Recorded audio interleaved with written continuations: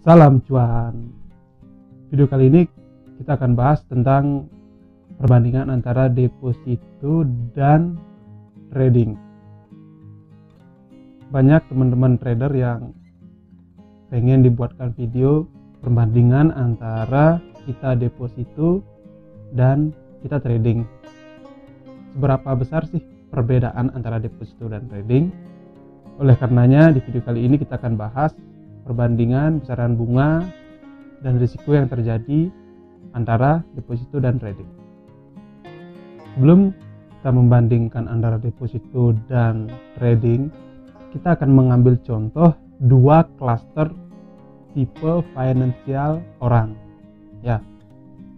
Yang pertama, saya memiliki tabungan sebesar 10 juta dengan gaji yang saya peroleh selama 1 bulan kisaran 3 juta, dimana saya rantauan, saya tinggal di kota, saya antara saya ngekos dengan saya mengontrak. Itu tipe klaster yang pertama.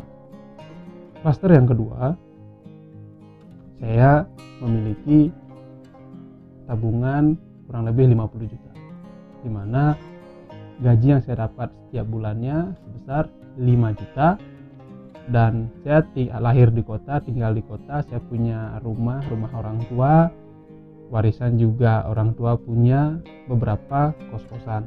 Jadi itu tipe klaster yang kedua. Jadi contoh deposito dan trading yang akan saya jelaskan berdasarkan dua klaster tipe tersebut. Oke. Sebelum kita membahas tentang keuntungan, lebih adilnya jika kita akan melihat kerugian antara deposito dan trading. Nah, di sini saya mengasumsikan bahwa trading itu jauh memiliki resiko yang sangat tinggi daripada deposito, dikarenakan trading memiliki resiko yang tinggi untuk menghanguskan atau menghilangkan uang kita. Karena di sana kan sistem transaksinya atau bunganya adalah melakukan sistem transaksi. Jadi jika dibandingkan dengan deposito, pastinya trading memiliki tingkat risiko yang sangat tinggi. Jadi dari segi kerugian, trading memiliki risiko yang lebih tinggi daripada deposito. Dari tabel ini saya memberikan 3 contoh perbankan atau bank yang memberikan besaran bunga deposito. Ada BNI, BCA, dan BRI, di mana tenor yang diberikan adalah selama 6 bulan.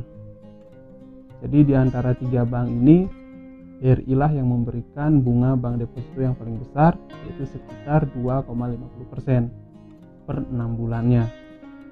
Jadi saya akan ambil contoh perbandingan keuntungan jika saya mendepositokan uang sebesar 1 juta di bank BRI selama 6 bulan dengan bunga yang saya dapatkan 2,50%.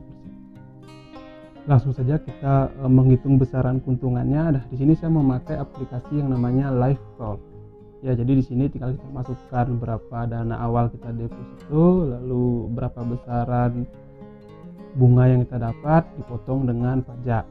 Nah, di tabel ini saya memasukkan uang saya sebesar 1 juta. Saya mendepositokan uang saya 1 juta dengan bunga yang saya dapat per 6 bulan. Jadi ini per 6 bulan sebesar 2,50%. Nah, bunga yang saya dapat selama kurang lebih 6 bulan itu totalnya menjadi 1.010.000. Itu pun sudah dipotong dengan pajak. Jadi teman-teman bisa lihat di tabel ini, saya masukkan 1 juta, bunganya 2,50 per 6 bulan. Jadi selama 6 bulan saya menaruh uang 1 juta. Di bulan ke-6 saya mendapatkan uang sebesar 1.010.000. Jadi itu selama 6 bulan ya. Selama 6 bulan saya depositokan uang saya 1 juta, saya dapat 10.000. Jadi jika kita bagi per bulannya, kurang lebih saya mendapatkan per bulan itu 1.660-an sekian. Jika saya mendepositokan uang sebesar 1 juta di bank BRI dengan bunga 2,50% per 6 bulan, jadi per bulannya saya dapat sekitar 1.660 sekian. Jadi itu keuntungan yang saya dapat jika saya mendepositokan uang sebesar 1 juta. langsung kita akan membandingkan dengan trading.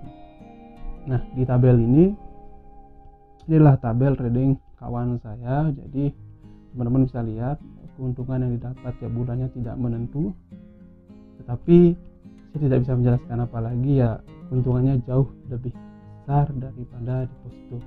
Nah, ini kita bicara keuntungan. Jadi teman-teman bisa lihat dari tiap bulan itu keuntungannya ada yang puluhan ribu bahkan sampai ratusan ribu dengan modal yang sama, yaitu 1 juta rupiah. Jadi keuntungannya sangat berbeda ya. Jadi teman-teman bisa lihat, dan yang menonton juga pastikan ada pro dan kontra.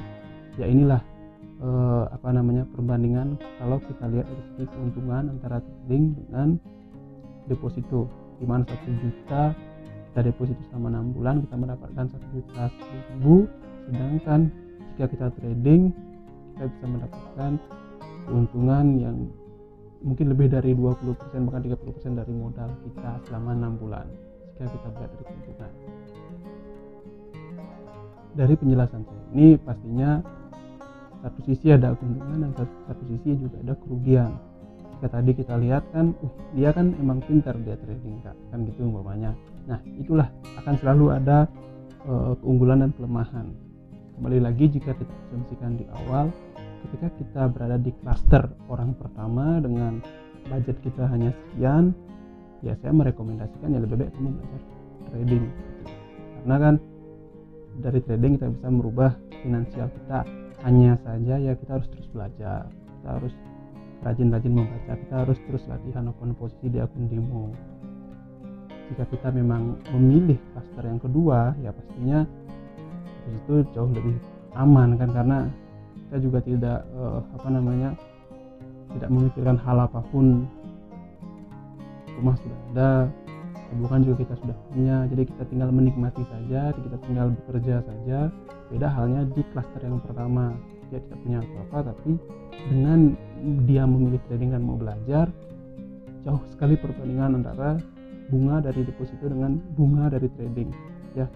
Jadi ini bisa dilihat, dan keuntungan dari trading ini kan tidak akan menentu. Tapi kalau kita lihat sangat jauh sekali. 10.000 dengan ya inilah yang namanya investasi trading, di mana banyak orang yang menggelutinya dan banyak juga yang rugi. Karena tingkat resiko kerugian trading itu sangat besar. Oke.